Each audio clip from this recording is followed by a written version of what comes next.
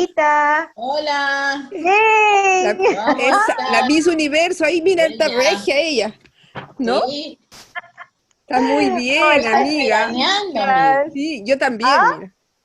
Ay, no, yo estoy que me muero de frío. La Fureruzú Ay, me van a bochornar. Y qué también, bueno ¿no? verles, Anita. Sí. Qué bien. Hola, Susanita. Hola, Hola, Susanita. Susi. Hola, ¿cómo están? Hola, La Susanita. Qué ¿Qué Susi tal? lindo, de mi feliz de corazón. verla. Cartas a la Iglesia. El propósito de la revelación divina es nada menos que la transformación de vidas humanas. No deberíamos simplemente leer la Biblia. Deberíamos experimentarla y nuestro contacto con ella debería cambiar nuestras vidas. Si la Biblia no nos está cambiando, hay algo drásticamente incorrecto en la forma en que abordamos este libro. La Biblia es un libro viviente, con un mensaje vivo que Dios nos dio para transformar la manera en que usted y yo vivimos. Para lograrlo, se necesita todo el libro y es por ello que nos hemos comprometido a investigar toda la Biblia en aventurándonos en el conocimiento de la Biblia. Hemos visto que el propósito del Antiguo Testamento era prepararnos para la verdad y el del Nuevo Testamento, conocer esa verdad. En el Nuevo Testamento, los evangelios y hechos van juntos para presentarnos a la persona y la obra de Jesucristo, tanto en su cuerpo terrenal como en su cuerpo de creyentes, la Iglesia. Luego siguen las 13 epístolas o cartas de Pablo. Después de estas tenemos la carta a los Hebreos y las cartas de Santiago, Pedro, Juan y Judas. Estas epístolas explican sobre Jesucristo y la manera cristiana de vivir. Finalmente, llegamos al último libro de la Escritura, el capítulo final de la revelación bíblica. No es solo un relato del fin de la historia y de la culminación del plan de Dios, sino que también contiene las únicas cartas escritas para nosotros por nuestro Señor, resucitado, las 7 cartas a la iglesia del siglo I. Cuando llegamos a las epístolas que ocupan la mayor parte del Nuevo Testamento, no estamos tratando con la preparación ni con el cumplimiento, sino con la experiencia. Estas cartas constituyen los detalles prácticos de la vida cristiana. Nos enseñan todo lo que tiene que ver con el dominio del ministerio de Cristo y del andar cristiano.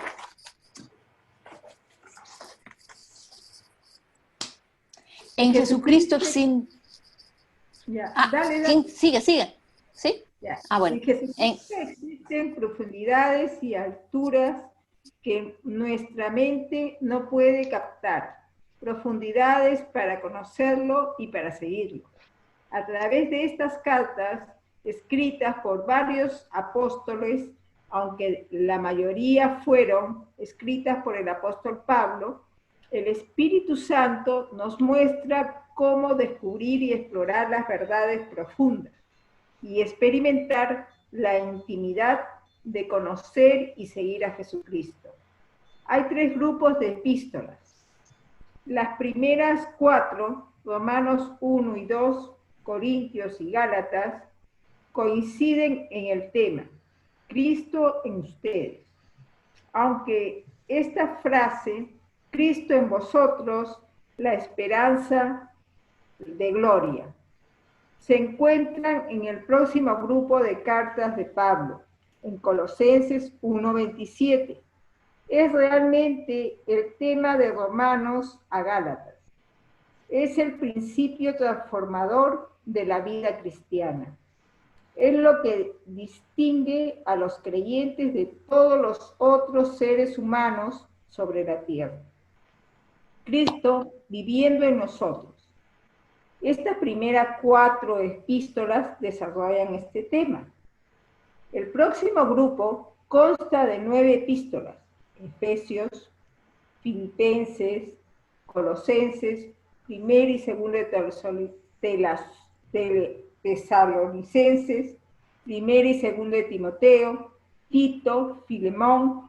Todas estas desarrollan el tema ustedes en Cristo, es decir, nuestra vida en relación al resto del cuerpo de Cristo.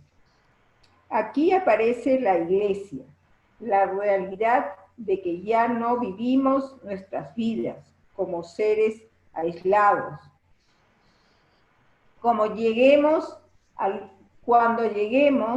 último grupo de 8 epístolas, Hebreos, Santiago, Primera y Segunda de Pedro, Primera, Segunda y Tercera de Juan y Judas, veremos que coinciden en otro tema, como cómo caminar por fe.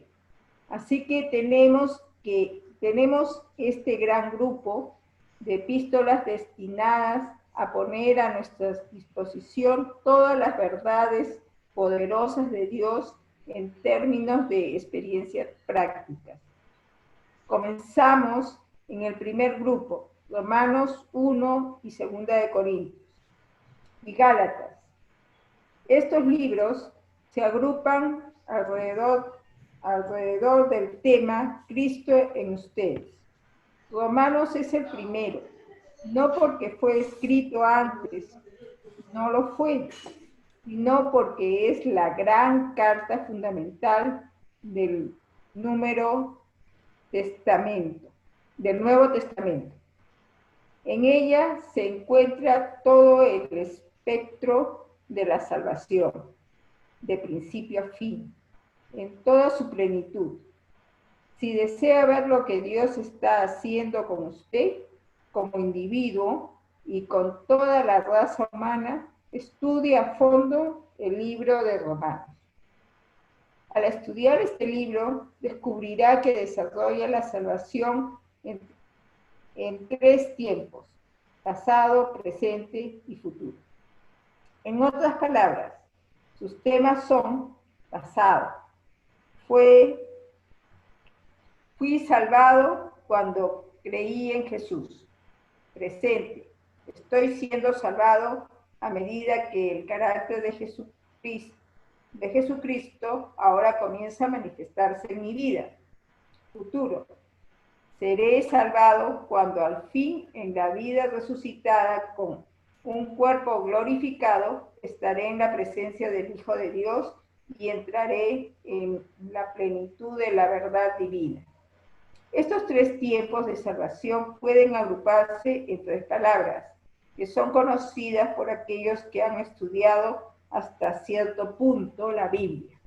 Justificación es la primera, el tiempo pasado. Fui justificado cuando creí en Jesucristo. La justificación es la posición justa entre Dios que recibimos cuando Jesús entra en nuestras vidas.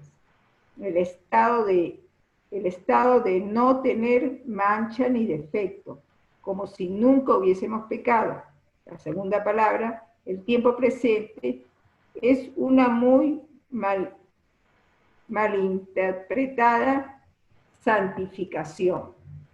Oswald Chambers dijo: la santificación es la manifestación de las características de la perfección del Señor Jesús en términos de su personalidad humana. Esta es una buena definición de la justificación. Es un proceso de volverse cada vez más como Cristo. La tercera palabra, tiempo futuro, es la glorificación, la cual constituye la consumación de esta transformación, cuando estamos en la presencia de Cristo en la eternidad. Gracias, Susanita.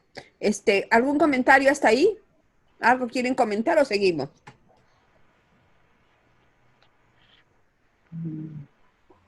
¿Qué dicen? ¿Seguimos o comentamos? Seguimos. Sí, seguimos. Ya. Claro. Seguimos. Caticita, tú sigue, porque yo como no voy a poder Ya. tener tranquilidad. Cualquier cosa me va a distraer acá. Ya. Entonces nos quedamos en la tercera palabra, ¿no? Sí, Ajá. comienza Ya. Primera Corintios. La primera. Primera Corintios. Primera Corintios contrasta la carnalidad con la espiritualidad. Vivir conforme a la voluntad de la carne o a la voluntad del espíritu. de Dios, perdón, a la voluntad del Espíritu de Dios. Primero, la carnalidad. Si ha leído Primera de Corintios, sabe lo que quiero decir. ¡Qué desastre! Aquí tenemos gente dividida en facciones y camarillas, continuamente atacándose unos a otros, llevándose ante tribunales de justicia, murmurando unos de otros, subestimándose, peleándose y hasta emborrachándose en la mesa del Señor. Las formas más vergonzosas de inmoralidad estaban desfilando ante la mirada de todos los miembros de la iglesia de Corinto. En esta carta, Pablo muestra que esa forma de vida carnal es el resultado de la ruptura de nuestra relación con Jesucristo, pero que la amistad con el Señor produce espiritualidad, para que seamos capaces de caminar en el poder de la resurrección y de una vida resucitada. Segunda Corintios es la demostración práctica de la victoria cristiana bajo presión. Esta es la gran epístola de las pruebas y de los triunfos, de una vida victoriosa en los momentos más difíciles. El tema de la carta se encuentra en 2 Corintios 2:14. Mas a Dios, gracias, el cual nos lleva siempre en triunfo en Cristo Jesús, y por medio de nosotros manifiesta en todo lugar el olor de su conocimiento. Para la última carta de este grupo, Gálatas, Pablo no moja su pluma en tinta, sino en una llama ardiente.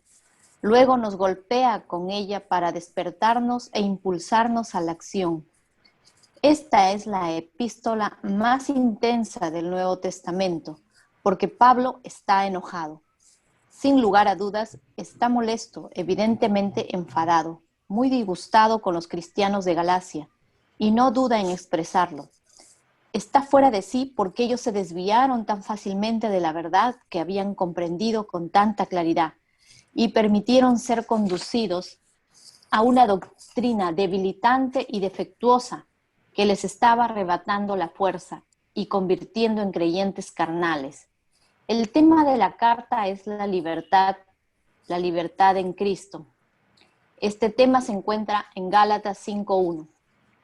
Estad pues firmes en la libertad con que Cristo nos hizo libres, y no estéis otra vez sujetos al yugo de esclavitud. Este libro es la respuesta a todo el legalismo muerto que había paralizado a la iglesia en tantas épocas y lugares en los 2 milenios anteriores. La carne, la vida carnal, genera culpa, condenación y fracaso, pero el Espíritu de Dios trae vida y libertad. Me encanta leer el libro de Gálatas. Cuando lo hago, veo que hay un fuego poderoso en el corazón del apóstol, una pasión ardiente por ver a los cristianos libres de las cadenas del legalismo, para que puedan experimentar la plenitud y las riquezas del Espíritu de Dios. Todos estos libros, de Romanos a Gálatas, coinciden en un tema, Cristo en ustedes, el tema más sublime que haya contemplado la mente humana, el que nos demuestra el significado de tener al Dios viviente, al Creador de todo el universo, viviendo su vida infinita en y a través de nosotros. El tema que unifica la próxima sección es lo que llamo ustedes en Cristo. Todo el propósito de la revelación, el objetivo de toda la Biblia, lo expresa Pablo en Efesios 4. A fin de perfeccionar a los santos para la obra del ministerio, para la edificación del cuerpo de Cristo, hasta que todos lleguemos a la unidad de la fe y del conocimiento del Hijo de Dios, a un varón perfecto, a la medida de la estatura de la plenitud de Cristo. Versículos 12 y 13. Dios quiere que maduremos en Cristo. Él no tiene interés en formar capítulos del ACBI, la Asociación de Calentadores de Bancos de Iglesia. Él quiere hombres y mujeres de acción, compromiso, osadía, pasión, entusiasmo, un cuerpo de creyentes que con gozo ofrezcan sus cuerpos para la batalla a favor de su reino. Él busca personas que no tengan temor de cambiar, sino que estén comprometidas en un crecimiento dinámico. Por desgracia, muchos de nosotros aparentemente creemos que el tema de la canción del cristianismo es: que venga la bendición o la aflicción, nuestro status es quo. El status quo es lo último que Dios quiere para nuestras vidas. Por eso nos ha dado las epístolas desde Efesios hasta Filemón. Este grupo de cartas presenta el tema de ustedes en Cristo. En Juan 14:20, el Señor Jesús usó la fórmula, vosotros en mí y yo en vosotros. Cuando hablamos de Cristo en nosotros, estamos considerando la vida en el Espíritu, el andar en el Espíritu. Cuando hablamos de nosotros en Cristo, estamos considerando nuestra relación con el cuerpo de Cristo. Somos miembros de su cuerpo. Nuestra vida está incorporada en la totalidad de la del cuerpo de Cristo. Entonces, pronto descubrimos que no somos solo individuos cristianos, sino que también formamos parte de un cuerpo. Nos pertenecemos unos a otros, tanto como a Cristo. Solos nunca podemos llegar a la consumación y al desarrollo completo de nuestras vidas cristianas. Nos necesitamos mutuamente en el cuerpo de Cristo. Las epístolas que comprenden la sección Ustedes en Cristo son Efesios, Filipenses, Colosenses, 1 y 2 de Tesalonicenses, 1 y 2 de Timoteo, Tito y Filemón. Son como los mejores libros en la biblioteca de un doctor. En ella encontramos libros de fisiología, la ciencia y el estudio del cuerpo humano. Efesios es como dicho libro, un estudio cuidadoso de la naturaleza del cuerpo de Cristo. El libro de patología del Nuevo Testamento que trata los males del cuerpo de Cristo es Filipenses. En esta carta, Pablo aborda de manera muy práctica los problemas y males que amenazan la salud del cuerpo. Cuando leemos atentamente este libro, encontramos que los males que afligían a la iglesia del siglo I son los mismos que vemos en la iglesia actual. Si su salud espiritual y su bienestar están afectados por la presión, el desánimo, el cansancio y la pena, lea la epístola a los Filipenses para encontrar la cura. Si se encuentra en conflicto con otros cristianos o si alguien en la iglesia lo ha herido de alguna manera, lea Filipenses. Si lo atrae alguna enseñanza espiritual nueva y se pregunta si es de Dios o es un engaño, estudie Filipenses. Hay un libro de biología en el Nuevo Testamento, el estudio fundamental de la vida misma, lo que hace que las células del cuerpo funcionen y vivan. Es la epístola a los Colosenses. Allí encontramos lo que da poder y energía al cuerpo de Cristo y también vida. Descubrimos la fuerza que une a los cristianos. Hay incluso un par de libros en el Nuevo Testamento que tratan de la buena salud mental, de las dos cartas a los tesalonicenses. Estas nos muestran cómo tratar la depresión y la angustia dentro del cuerpo de Cristo. Cuando se sienta afligido y pesimista por sus circunstancias presentes, como los cristianos tesalonicenses, cuando sea golpeado por el dolor o el miedo, recurra a Tesalonicenses.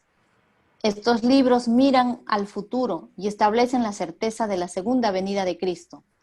Pablo escribió estas cartas a personas deprimidas, temerosas, angustiadas, que creían haber perdido el regreso de Cristo, que estaban afligidas por la muerte de personas amadas.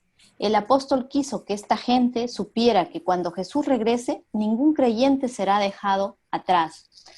Toda la iglesia estará junta con él. La clave de estas dos epístolas se encuentran en 1 de Tesalonicenses 5:23, que dice: y el mismo Dios de paz os santifique por completo, y todo vuestro ser, espíritu, alma y cuerpo, sea guardado irreprensible para la venida de nuestro Señor Jesucristo. Note que Dios quiere darnos paz y desea que seamos íntegros y sin mancha en todo nuestro ser, no solo en cuerpo y espíritu, sino también en el alma, la psique, el ser mental y emocional. Este es el cometido de estas dos cartas fundamentales de Pablo. En las dos cartas de Pablo a Timoteo el joven que lo había acompañado en sus viajes, tenemos la analogía del Nuevo Testamento con la neurología, el estudio y la ciencia del sistema nervioso. En el cuerpo de Cristo hay ciertas personas que han sido dotadas de manera especial por Dios para actuar como centros nerviosos, conductores y estimuladores del cuerpo, que llevan el mensaje a de la cabeza al cuerpo. Este don especial se presenta en Efesios 4, donde Pablo dice que Cristo ha dado a la iglesia apóstoles, profetas, evangelistas y pastores, maestros, para edificar a los creyentes y para que puedan llevar a cabo la obra del ministerio. Aquí tenemos uno de esos regalos para la iglesia, un joven llamado Timoteo. El apóstol le da instrucciones especiales sobre cómo estimular,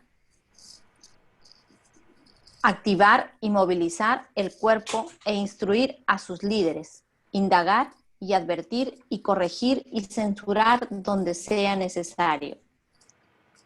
La primera carta es un mensaje de instrucción y ánimo para el joven pastor, que ministra bajo mucha presión, mientras que la segunda da instrucciones especiales en vista de la creciente apostasía y decadencia, para evitar que la iglesia pierda su vida y su vitalidad. Al llegar a la epístola de Tito, se encuentra un discurso similar sobre el funcionamiento del cuerpo. No obstante, aquí, el énfasis no está tanto en el ministerio del sistema nervioso del cuerpo, sino en el cuerpo mismo, en el tono de los músculos y el vigor de dicho cuerpo. Se podría pensar que Tito es un libro sobre el acondicionamiento físico y el vigor general. Muestra la clase de entrenamiento disciplinado al que debe someterse regularmente el cuerpo para conservarlo en perfecto estado para la pelea. En el pasaje clave del libro de Tito 12:13, encontramos este énfasis sobre la disciplina y el entrenamiento. La gracia de Dios enseñándonos, algunas traducciones dicen entrenándonos, que renunciando a la impiedad y a los deseos mundanos, vivamos en este siglo sobria, justa y piadosamente, aguardando la esperanza bienaventurada y la manifestación gloriosa de nuestro gran Dios y Salvador Jesucristo. La última carta de Pablo es como el manual de nutrición del médico. El cuerpo de Cristo necesita una buena alimentación para vivir y los nutrientes que encontramos a lo largo de las epístolas de Pablo, pero en especial en la carta a Filemón, son el amor, la gracia, la aceptación y el perdón. Sin estos nutrientes, el cuerpo de Cristo se debilita y muere. Filemón, uno de los libros más cortos de la Biblia, pone un hermoso énfasis especial en la unidad del cuerpo. Este libro trata de un esclavo, Onésimo, que huyó de Filemón, su amo. Onésimo encontró a Pablo en Roma y fue guiado a Jesucristo. Entonces Pablo manda a Onésimo de regreso a casa de Filemón y le pide a este que acepte de nuevo al joven, no como un esclavo, sino como más que eso, como un hermano en Cristo, amado y perdonado. En esta epístola, más que en ninguna otra, vemos que el suelo se nivela a los pies de la cruz. No existen distinciones entre los creyentes en Cristo. En Mateo 23, Jesús dijo que solo hay un amo, el Señor Jesús, y que bajo su señorío todos somos hermanos y hermanas iguales.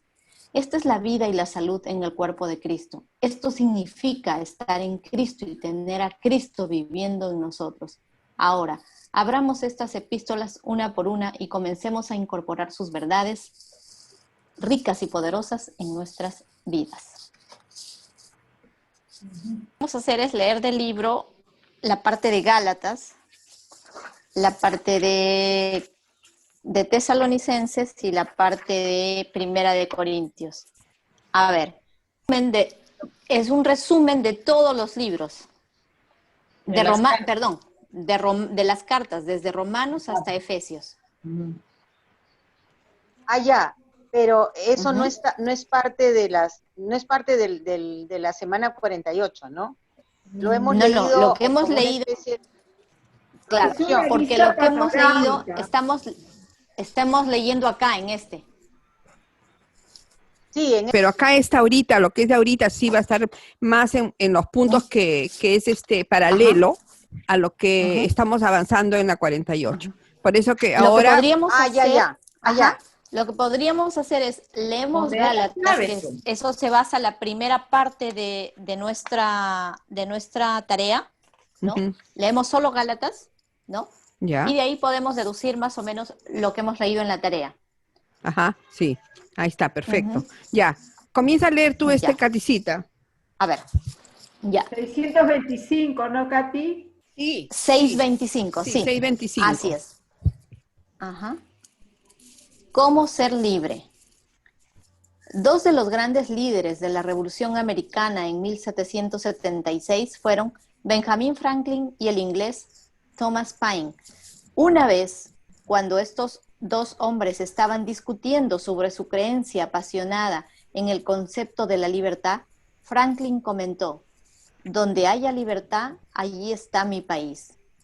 Paine replicó: "Donde no haya libertad, allí está mi país". En otras palabras, Paine estaba comprometido a ir donde hubiera opresión e injusticia para tratar de dar libertad a esos países. Y así lo hizo, trabajando con pasión por la libertad a un costo personal muy grande en Inglaterra, Estados Unidos y Francia. La actitud de Paine es muy parecida a la del apóstol Pablo, como lo expresa en su extraordinaria epístola a los Gálatas, al considerar la expresión Opresión. política, perdón, la opresión, que se me había metido la O, opresión política y religiosa por todas partes, a la gente ligada y sujeta a leyes, reglas y legalismos. El apóstol Pablo visualizó que gran parte de su misión era ir donde no había libertad, para llevársela a aquellos cuyos espíritus y almas estaban encadenados. Probablemente Gálatas sea la epístola más brillante del Nuevo Testamento. Está llena de lenguaje vívido, enérgico. Se relaciona íntimamente con las cartas de Romanos y Hebreos. Estas tres cartas del Nuevo Testamento, Romanos, Gálatas y Hebreos, forman lo que podría considerarse un comentario inspirado en un versículo en particular del Antiguo Testamento en el libro de Habacuc. Mas el justo por su fe vivirá. Estas tres cartas del Nuevo Testamento citan este versículo y cada una de ellas ofrece un aspecto o dimensión diferente de él. En Romanos, Pablo enfatiza las palabras el justo, detalla qué significa ser justo y cómo una persona es justificada ante Dios y declarada justa en Cristo. Fue la epístola a los romanos la que libró a Martín Lutero de su legalismo terrible y le mostró la verdad de la gracia de Dios por medio de la fe. En Gálatas, el apóstol destaca la palabra vivirá. Su intención es mostrarnos la fuente de vida para la persona justa, justificada en Cristo. Esta es la carta de la libertad cristiana, la expresión total de la vida y la fe. En Hebreos se encuentra el énfasis en las últimas palabras por fe. Este es el magnífico tratado del Nuevo Testamento sobre la fe, que culmina en esta sección memorable sobre los héroes de la fe en Hebreos 11, donde se demuestra que la salvación siempre ha sido por gracia a través de la fe, tanto en el Antiguo como en el Nuevo Testamento. Gálatas llega al fondo del interrogante sobre cómo es verdaderamente la vida cristiana. La respuesta puede darse en una sola palabra: libertad. Como cristianos, somos llamados a la libertad en Jesucristo. El objetivo de esta epístola es que los cristianos descubran la libertad de los hijos de Dios conforme a todo lo que Él ha planeado para la humanidad en relación a la libertad y el gozo. Pablo desea que experimentemos la libertad al máximo en nuestro espíritu, solo restringida hasta donde sea necesario para armonizar con el diseño de Dios. Así que es por una buena razón que esta carta ha sido llamada de distintos modos: Declaración de los Derechos Fundamentales de la Vida Cristiana, Carta Magna de la Libertad Cristiana o Declaración de nuestra Independencia Espiritual, Emancipación de todas las formas de legalismo y cautiverio en la experiencia cristiana. Lo que sigue es una visión general de la estructura de la epístola de Pablo a los Gálatas. El Evangelio de la Libertad. Del 1 al 4 El 1 es introducción, ¿por qué abandonaron los Gálatas este evangelio de la libertad? El 2 es evangelio de la libertad, proviene directamente de Dios.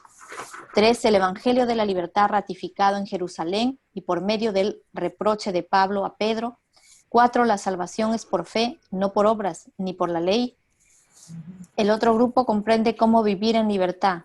Capítulo 5 al 6 de Gálatas. El 5 dice estar firmes en la libertad. El 6, amarse unos a otros en la libertad. El 7, andar en el espíritu, no en la carne. El 8, el fruto del espíritu. El 9, vivir en libertad, hacer bien a todos, cuidar unos de otros. 10, la conclusión con una maldición sobre aquellos que imponen su legalismo a creyentes que están bajo la gracia. Esta no es una carta escrita a una sola iglesia, como en el caso de las epístolas a los Corintios y a los Efesios. Esta está dirigida a varias iglesias. En la introducción leemos: Pablo, apóstol, no de hombres ni por hombres, sino por Jesucristo y por Dios el Padre que lo resucitó de los muertos, y todos los hermanos que están conmigo, a la iglesia de Galacia. ¿Quiénes eran estos Gálatas? En Hechos 13 y 14 se encuentra el antecedente de la iglesia de Galacia. Estas fueron iniciadas por Pablo en su primer viaje misionero, cuando viajó con Bernabé a las ciudades de Antioquía, Ícono, Derbe y Listra. En Listra, al principio, fue bienvenido y honrado como un dios. Más tarde fue apedreado, arrastrado fuera de la ciudad y dado por muerto. En realidad, experimentó persecución en todas las ciudades de esta región. El nombre de la provincia viene de la misma raíz de la palabra Galia, el antiguo nombre romano para Francia. Recuerdo años atrás cuando estudié la guerra de las Galias de Julio César, que comienza con la frase latina Galia et omnis divisa in partes tres. Toda Galia está dividida en 3 partes. Aproximadamente 300 años antes de Cristo, los galos que habitaban lo que ahora es Francia habían invadido el Imperio Romano y saqueado la ciudad de Roma. Después cruzaron al norte de Grecia y atravesaron el estrecho de Dardanelos hasta entrar en Asia Menor, la moderna Turquía. Estos galos se establecieron allí invitados por uno de los reyes de la región. Por lo tanto, los gálatas no eran árabes, ni turcos, ni asiáticos, eran una raza celta, de linaje similar a los escoceses, los irlandeses, los bretones y los franceses. Puesto que muchas personas son también de ese linaje, esta carta es particularmente pertinente para ellos, como lo reconocerán cuando lean la descripción de Julio César sobre los galos. La fragilidad de los galos consiste en que son inconstantes en sus decisiones, aficionados al cambio e indignos de confianza. O como lo expresa otro escritor antiguo, que dice, son francos, impetuosos, impresionables, eminentemente inteligentes, ostentadores, pero también extremadamente inconstantes, fruto de una vanidad excesiva. ¿No se parece esto a muchos habitantes de los países más avanzados? Ciertamente, la mayor parte del mundo estaría de acuerdo con esta declaración. En su segundo viaje misionero, esta vez acompañado por Silas en lugar de Bernabé, Pablo se propuso regresar a todas estas ciudades galas y visitar las iglesias que habían sido establecidas. En este viaje pasó un tiempo considerable en varias localidades de la región porque se enfermó. En esta carta se refiere a esta enfermedad de manera más bien indirecta. Evidentemente era una especie de problema serio en la vista, porque dice en Gálatas 4, 14, 15, y no me despreciasteis, ni desechasteis por la prueba que tenía en mi cuerpo. Antes bien me recibisteis como a un ángel de Dios, como a Cristo Jesús. ¿Dónde pues está esta satisfacción que experimentabais? Porque os doy testimonio de que si hubierais podido, os hubierais sacado vuestros propios ojos para dármelos. Algunos estudiosos piensan que tenía los ojos inflamados, que lo hacían parecer repulsivo. Aún así, estos gálatas lo recibieron con gran alegría y lo trataron como si fuera un ángel de Dios o hasta Jesucristo mismo. Se gozaron con el evangelio de la gracia que él les había llevado porque les reveló con claridad brillante y vívida la gloria y la obra del Señor crucificado. Como resultado, habían entrado en la plenitud de la vida del Espíritu y recibido el amor, el gozo y la paz que Jesucristo da cuando entra en el corazón humano. Pero algo había pasado cuando él escribe esta carta a los cristianos de la región de Galacia. Probablemente está escribiendo desde la ciudad de Corinto. Cierta gente se entrometió con ellos, a quienes Pablo llama en otro lugar lobos. Ver Hechos 20:29. ¿Quiénes eran estos lobos? Eran judaizantes, legalistas, recalcitrantes que habían llegado desde Jerusalén, con lo que el apóstol llama un evangelio extraño. Una mezcla de cristianismo con prácticas del judaísmo. El evangelio de los judaizantes no era totalmente diferente, sino una distorsión del verdadero evangelio. Estos lobos declararon un evangelio de esclavitud, leyes, reglas y rituales a estos creyentes gentiles que acababan de recibir de Pablo el evangelio liberador y renovador de Jesucristo. Afirmaban que para ser cristianos genuinos, los gentiles debían ser circuncidados, guardar la ley de Moisés y obedecer todos los reglamentos del Antiguo Testamento. Estos legalistas estaban tratando de imponer todas las restricciones y las obligaciones ceremoniales de la ley mosaica. ¿Y qué hay de Jesucristo y de su obra completa en la cruz? Bueno, los judaizantes habían puesto de lado a Jesucristo. Como muchos de los falsos evangelios, el de los judaizantes mantenía un caparazón externo de cristianismo. Sin embargo, el corazón de este falso evangelio no era la gracia y la fe, sino las obras. Al Señor Jesucristo se le daba un lugar secundario. Lo principal eran las reglas y los rituales de la antigua ley de Moisés. Peor aún, los judaizantes desafiaron la autoridad apostólica de los exageradamente entusiastas, hasta aseveraron que se había graduado de un seminario equivocado. Así que estaban tratando de conseguir que los gálatas rechazaran su autoridad como apóstol. Pablo estaba muy alterado por las noticias. Al leer esta carta, podemos ver que no soporta más. Presta atención a algunas de las expresiones que usa en el 1:8. Mas si aún nosotros o un ángel del cielo os anunciare otro evangelio diferente del que hemos anunciado, sea anatema. En realidad, Pablo está diciendo que cualquiera que anuncie un evangelio diferente al que él ya les había predicado, debería ser condenado al infierno. No tendría que dejar dudas en cuanto a la intensidad de los sentimientos del apóstol sobre este asunto. Él repite la misma maldición en el próximo versículo.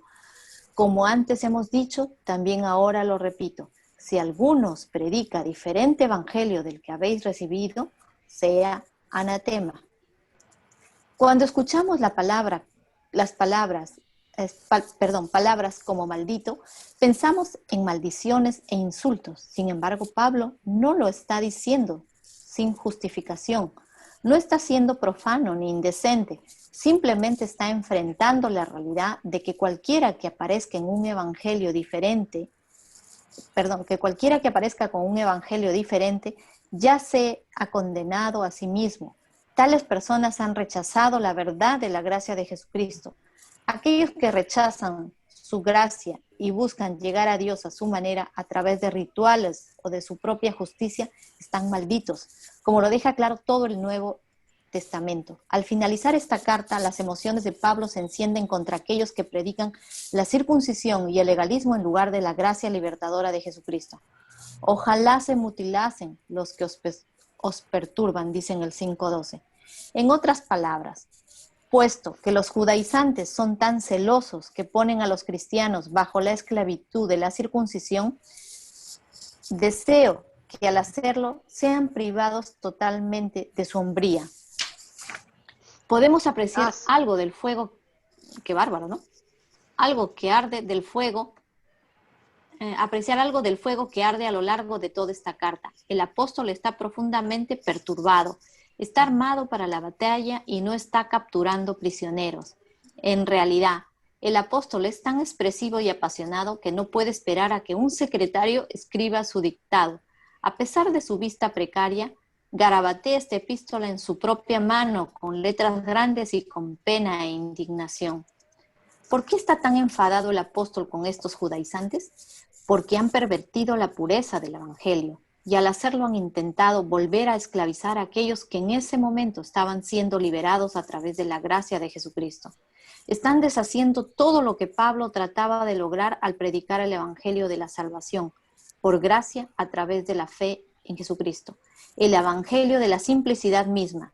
Primero, Cristo se dio a sí mismo por nuestros pecados. Esto es justificación. Segundo, Cristo se dio a sí mismo para librarnos de esta presente era de maldad. Esto es santificación. Todo es por gracia y no por obras. El apóstol se turbó profundamente por el ataque contra estas verdades. Sabía que el inyectar legalismo al cristianismo detiene el latido del corazón del evangelio y conduce a las personas de vuelta a la esclavitud, el fracaso y la miseria. Estos dos temas del evangelio, justificación y santificación, constituyen el resumen básico de la carta a los Gálatas. Los capítulos 1 al 4 tratan el tema de la justificación por medio de la fe. Cristo murió por nuestros pecados. Esta es la declaración fundamental del evangelio. Las buenas noticias de que Cristo ha cargado con nuestra culpa. Así Pablo defiende estas buenas noticias en el capítulo 1 de Gálatas. En primer lugar, él muestra que le fue revelado directamente por Jesucristo. No le escribió de ninguna otra persona, ni siquiera de los apóstoles. Cristo mismo se le apareció y le dio esta buena noticia. Pablo escribe en el 1:12, mas os hago saber, hermanos, que el evangelio anunciado por mí no es según hombres, pues yo ni lo recibí ni lo aprendí de hombre alguno, sino por revelación de Jesucristo. En segundo lugar, fue reconocido por los otros apóstoles como el mismo evangelio que ellos recibieron. Algunas personas han afirmado que Pablo predicó un evangelio diferente al de Pedro, Santiago, Juan y los otros, que el evangelio de Pablo es superior al de ellos. Pero en esta carta, el mismo apóstol dice que 14 años después de su conversión, subió a Jerusalén y tuvo la oportunidad de comparar notas con otros apóstoles. Cuando lo hizo, ellos se asombraron al descubrir que este hombre, que nunca había sido parte de los 12 originales, sabía tanto como ellos acerca de la verdad del evangelio. En realidad, Pablo sabía lo que había pasado en las reuniones íntimas y secretas que ellos habían tenido con el Señor Jesucristo. Puede ser un ejemplo de esto, 1 Corintios, donde el apóstol describe la cena del Señor. Pero yo recibí del Señor lo que también os he enseñado, que el Señor Jesús, la noche que fue entregado, tomó pan y habiendo dado gracias, lo partió y dijo, tomad, comed, esto es mi cuerpo, que por vosotros es partido, haced esto en memoria de mí. ¿Cómo sabía Pablo todo eso? Lo recibió directamente del Señor Jesús. Así que cuando Pedro, Santiago y Juan escucharon que Pablo sabía tanto como ellos sobre lo que había pasado en el aposento alto, reconocieron que ciertamente estaban en presencia de un hombre llamado por Dios. Su apostolado, que viene directamente de Jesucristo, descansa sobre este hecho. En tercer lugar, no solo le fue revelado por Cristo y reconocido por los otros apóstoles, sino que también fue confirmado cuando Pedro fue a Antioquía. Pedro, el supuesto líder de los apóstoles, estaba en Antioquía con un concepto equivocado. Puede leer la historia en Gálatas 2:11-21. La dificultad entre Pedro y Pablo era sobre el tema de comer comida autorizada por la ley judía y la comida de los gentiles. Pedro era judío y había sido educado para comer solamente alimentos kosher. Pero cuando se convirtió en cristiano, comía con los gentiles y así indicaba la libertad que tenía en Cristo. Sin embargo, cuando ciertos hombres llegaron de Jerusalén, comenzó a sentirse comprometido y volvió a comer solo con los judíos, con lo cual negaba la libertad que anteriormente había proclamado. Esto es lo que conmocionó a Pablo y lo llevó a enfadarse con Pedro, públicamente y en su carta. Imagínese, este apóstol independiente desafiando a Pedro, la roca, y al hacerlo justificó el evangelio. En los capítulos 2-4, Pablo continúa mostrándonos que el evangelio trata de la salvación por fe y no por las obras. Jesús lo ha hecho para garantizarla. Más aún, nuestra salvación es el resultado de una promesa, no de la ley. Esta promesa antecede a la ley. Fue dada a Abraham 400 años antes de que naciera Moisés. Por tanto, la ley no puede cambiar la promesa. La promesa de Dios es verdad, aunque haya ley o no. ¿Hasta ahí alguna? ¿Paramos? Yo la verdad que yo me he fanatizado un poquito al escuchar por más que, no sé, pero siempre termino escuchando para dormir al Roe Palacios, que es que no es que sea judío, porque habla de los israelitas, pero todo lo que enseña lo hace con términos, por ejemplo, dice Abba Kadosh en hebreo, ¿no? Es el Espíritu Santo, ¿no? Entonces usa muchos términos y se viste como un judío, ¿no? Es como un mesiánico, ¿no? Y él impulsa mucho el Torah, o sea, que te mezcla a Jesús, o sea, Yeshua, él dice que es Yeshua, y el Torah. Entonces me gusta todas sus enseñanzas, pero a la hora que llega y dice que todos tienen que, o sea, no se van a salvar los que no hagan Torah, o sea, los que no lean, estudien Torah, no se van a salvar, ¿no? Entonces yo siempre me he quedado con esa duda, decía, todo, o sea, da la preeminencia a Yeshua, se lo da, ¿no? Enseña tal cual Pero como dice un la maestro. Biblia. Él es, no, es el Mesías Salvador, sí le dan el, Sí, no, lo reconoce sí lo como Mesías reconoce, Salvador. pero muy sutilmente te mete el Torah, ¿ya? Y de una manera que Natural. también eso es parte de la salvación, o sea, no puedes tú solo seguir a Cristo o a Yeshua, sino al Torah. El que no respeta y no obedece el Torah no va a tener salvación también. Entonces yo siempre lo escucho y había algo que me picaba y mira tú ahorita claramente te dice que no, ¿no? O sea, que debemos, que ya no tenemos esa necesidad de decir, por ejemplo, leer o estudiar el Antiguo Testamento también te va a dar salvación. Otra cosa es decir que la palabra de Dios la tienes que tener, ¿no? Que tienes que perseverar en la palabra, pero no por solo leerla vas a ser salva, ¿no? Y acá me ha respondido claramente. Sí. Y mira, yo noté algo la vez pasada que estaba haciendo un curso que decía, ¿no? La ley debe cumplirse no para salvación, sino debes cumplirla porque eres salvo. Claro, O sea, es tu salvación, pero eso no te quiere decir que no cumplas la ley. así es. Cumple, pero no para salvación, Exacto. Ese sino es el porque ya eres problemita, salvo. pues. Así es. ¿Qué Porque ya opinan, eres salvo, chicas? tienes que comparte bien. Anita, Ajá, sí, comenten. estoy reflexionando sobre el tema. Está muy interesante la carta de Gálatas, pero como te digo, me quedé, estoy vinculando lo que dijiste hace un rato antes de cerrar la anterior sesión con lo que ahorita acaba de leer Katy y con lo que acabas de comentar sobre este señor Palacio. Mira, no sé si es que tal vez eso es lo que le pasaba a Pablo, ¿no? Porque en la explicación que nos dan en este libro dice, Pablo estaba realmente furioso, Pablo estaba realmente contrariado, estaba fuera de sí en el enojo que tenía, Molesto. porque los judaizantes habían venido a, Ujú. a mezclar enseñanzas que, que no eran las que Jesús había dejado establecidas, porque pienso yo que la palabra de Dios y pienso yo que el caminar de un cristiano está establecido en una plataforma que es una base, y esa base son los principios de Dios que no son negociables. Entonces, es bien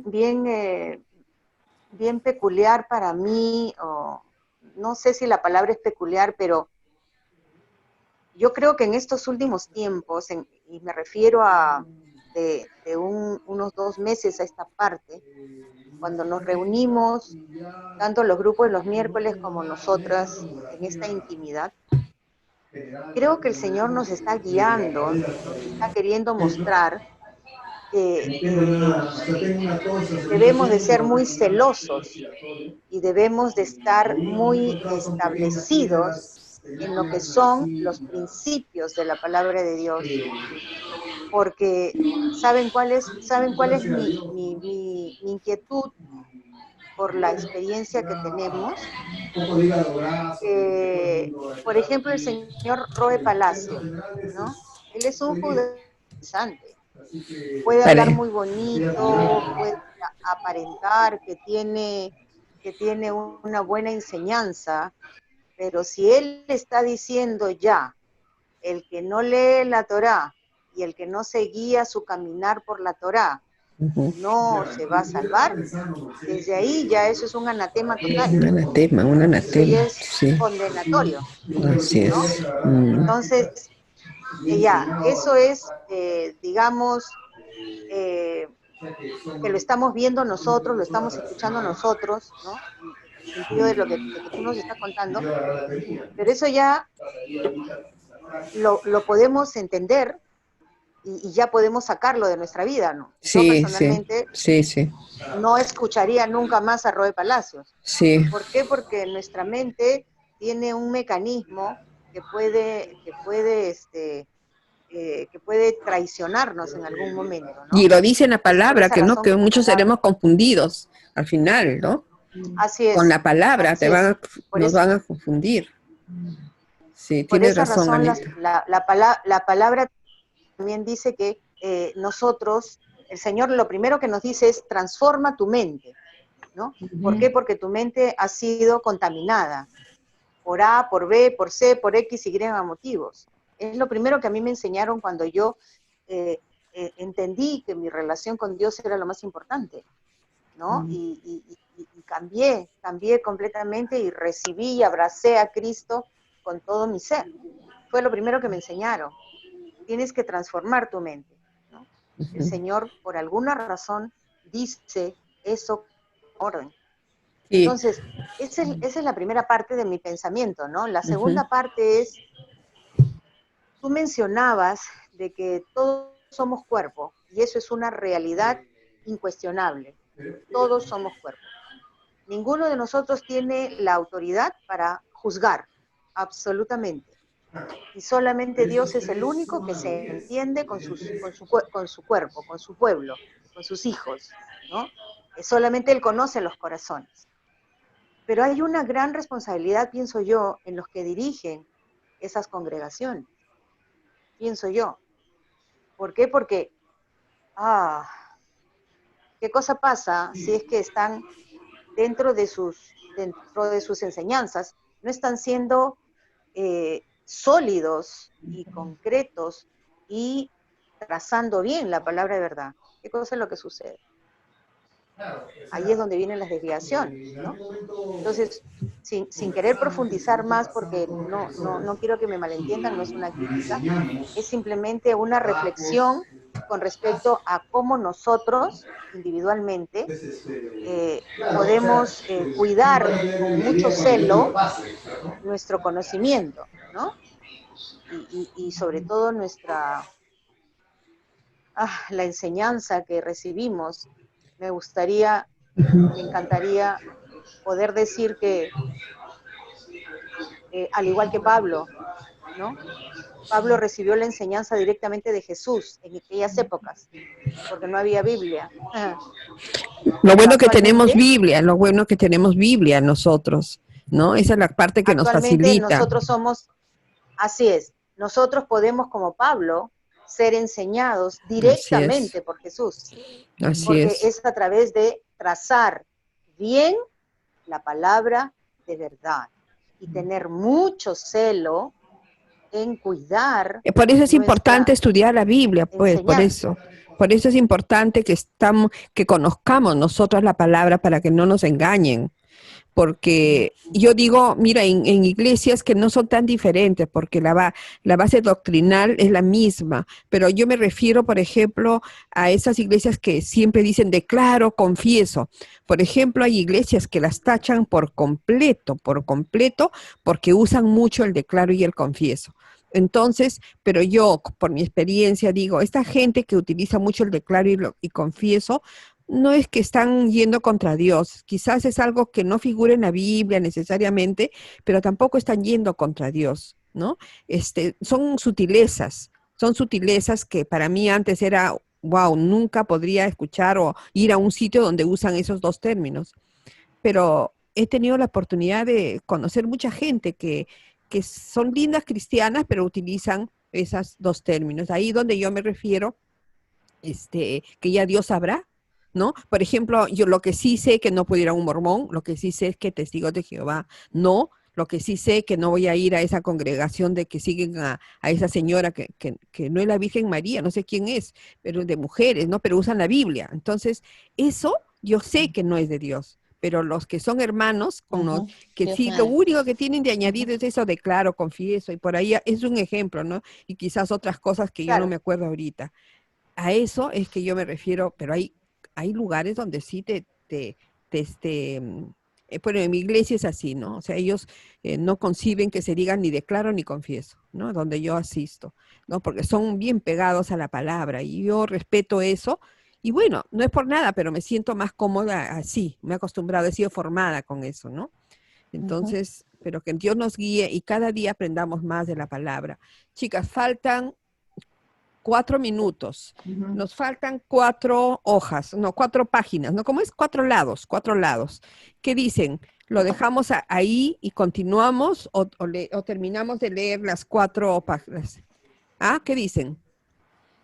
¿Qué Lo que opinas? digan mis Esto es bien compañeras, yo profundo. estoy, lo que yo estoy, lo que ustedes digan, Ya, pero me Susanita, parece tú. que tenemos bastante información, ¿no? Como para Sí, poder reflexionarla, porque el tema no es Ujú. terminar de leer las hojas, el ajá, tema Sí. es que el contenido de esa información Ujú. sí, nosotros Sí, podamos yes. ajá. asumirla, reflexionarla y meditarla. Escuchémosla toda lo que hemos leído Me hasta gustaría, ahora. mm, Pues les he Ujú. mandado, voy a ujú. mandarles la grabación, o sea que van a poder escucharla, aunque no leerla, pero sí escucharla, porque Ujú. se las voy a mandar, Ujú. Fabuloso, ya, o sea fabuloso, que va a ayudar a fabuloso. las Eso a que la sería escuchen, bonito. sí, ¿no? Entonces, A Sí, mí es me que la carta de los gustaría, Gálatas es bien profunda realmente sí, y, o sí, sea, sí, no, sí, sí, me mucho, gustaría mucho, también a mí mucho. ir, o sea, sentí que corrí mucho, pero me gustaría de verdad que si nos detenemos un poco para entender un poquito Ajá, mejor, ¿no? sí, Por sí, ejemplo, sí, ahora tú, Jane, entendiste esto justo que estabas tú queriendo saber, ¿no? Un poco, así y es es. así, a veces por una u otra circunstancia, si no tenemos a alguien que nos está ahí dirigiendo, como Pablo Ujú. lo hizo con ellos, ¿no? Sí, A veces pues. somos fáciles Sí. Yo me he de escuchar encaramelado, acá, yo me he acá. encaramelado con él porque es muy ágil su predica, no sé por qué me ha capturado y yo cuando no puedo dormir, en vez de poner a mi pastor, en vez de poner otra prédica que antes lo ponía al Dusing, ahora lo pongo a él, para ir durmiendo y Mm, lo escucho y me captura un montón. Entonces, pero ahora veo que no, pues, que muy bonita su ujú. enseñanza y hay muchas cosas que son 100% bíblicas, pero con un 1% que no es bíblica, ya él es anatema, pues, Claro, pues porque, sobre todo Sí. esa, ¿no? esa parte, ¿no? Ujú, Así es, ujú. así es. Bueno, Yo les chicas, recomiendo, chicas, que vayan un poco también a las bases. Hay dos predicadores maravillosos. Uno se llama Charles Stanley y el así, otro se Charles llama Stanley. Adrian Rogers. Si bien también, es Ah, sí. cierto, Adrian Rogers es sí, bautista, ¿no? Y los pero bautistas a veces son un poco rígidos, pero sin embargo, Adrian Rogers es un bautista bastante, sí, bastante sí, sí. mesurado. Pero lo que me Ujú. encanta de estos dos Sí, lo he escuchado. predicadores, Susi nos envió hoy día un audio de Charles Stanley que me pareció espectacular, muy bonito, todo Sí, son dependemos exclusivamente de Dios. así es, Entonces, Ujú. el tema es de de los que mejores son. escuchemos también estos tradicionales, estos de Ujú, antes, que sí, son bastante, bastante Ujú. cercanos a trazar con mucho celo la palabra de verdad. Y termino diciéndoles lo que Gaby nos está diciendo en la última parte del libro de Gálatas, en las claves, que me ujú, parece que es un compendio de todo lo que estamos hablando ahorita. Ella nos pone que si no tomamos la importancia del Evangelio en serio, seremos nosotros también culpables de su contaminación. Eso Ujú. es, léanlo, está en las claves Ujú. y ya, lean Ujú. todo lo que dice Carta de Gálatas, porque eso es espectacular, ¿no? Gaby ha Ujú. dado así, ¡prum!, en sa, el clavo de todo ya, lo que hemos leído el día de hoy, y de Ya. todo lo que el Ujú. Señor nos ha hablado, Ya, ¿no? perfecto. Para que nosotros no seamos también Ujú. los que ayuden a que Ujú. las cosas no sean claras Llegamos dentro a de la algo, iglesia. los que podemos, tenemos el libro, un poquito lo revisamos y la Ya. siguiente clase podemos ir Mm. cortando más bien, o sea, paramos, lee un Ajá. párrafo chiquito y sobre eso comentamos, leemos Ya. otro párrafo de Gálatas y si hay una apreciación lo volvemos a hacer, porque de verdad que Gálatas, yo Ajá. nunca he llevado la Interesante. carta